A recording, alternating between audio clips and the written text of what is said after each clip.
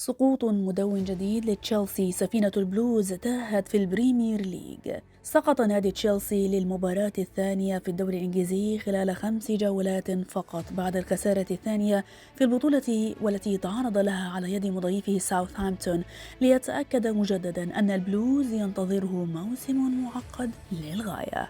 تشيلسي فاز في مباراتين وخسر في مثلهما بجانب التعادل في مباراة وحيدة فقط خلال 5 جولات بالدوري الإنجليزي، أي أنه خسر 8 نقاط من أصل 15 نقطة حتى الآن، وهو مؤشر مقلق للغاية لكتيبة توخيل في الموسم الحالي. تشيلسي يعاني بشكل واضح للغاية من أزمة دفاعية منذ الجولة الأولى في الدوري الإنجليزي، تحديدا من عمق الملعب أكثر من أطراف الملعب، فلم يكن التعاقد مع كوليبالي وحده كافيا من أجل ترميم خط دفاع البلوز.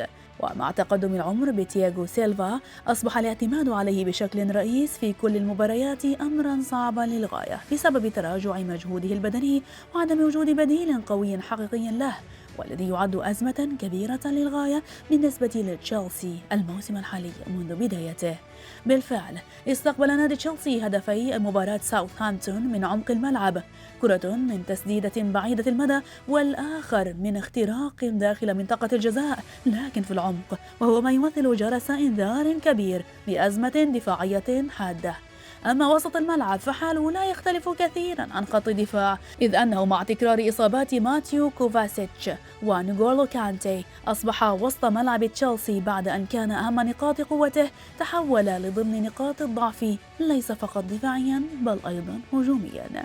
تشيلسي لم يعد يملك لاعب لديه أدوار دفاعية قوية ويمتاز بمعدل بدني كبير يستطيع به تغطية المساحات الكبيرة أمام خط الدفاع، وهو هنا ما يفتقده في ظل غياب نيغولو كانتي. وأيضا هجوميا فالفريق ليس لديه اللاعب الذي يقدم إضافة هجومية سواء بالتكملة الهجومية حتى منطقة جزاء الخصم أو توزيع اللعب وصناعة الفرص بالتمريرات. أخيرا خط الهجوم، على الرغم من تسجيل ستيرلينغ 3 أهداف خلال آخر مباراتين في الدوري الإنجليزي البريمير ليج، لكنه ما زال يعاني بشكل واضح للغاية من عدم وجود عمق هجومي بامتياز ورأس حربة صريح يستطيع الفريق به أن يخرج عليه. الفريق في كثير من المباريات يحتاج إلى رأس حربة صريح لديه القدرة على التعامل مع الكرة وظهره إلى مرمى الخصم يستطيع به استخدام ضربات الرأس أيضا، وهو ما لا يجيده أي لاعب داخل أرضية الملعب في الوقت الحالي. مع الأسف الشديد مشاكل كبيرة وأزمات حادة تظهر جلية على مدار 5 جولات كاملة التي خاضها تشيلسي حتى الآن، وليس في خط واحد بل كل خطوط الملعب تقريبا. وأمام توخيل وإدارة بلوز ساعات معدودة فقط قبل غلق باب الانتقالات لتدعيم صفوف الفريق وإنقاذ موسم اللندني البلوز. أتتفقون؟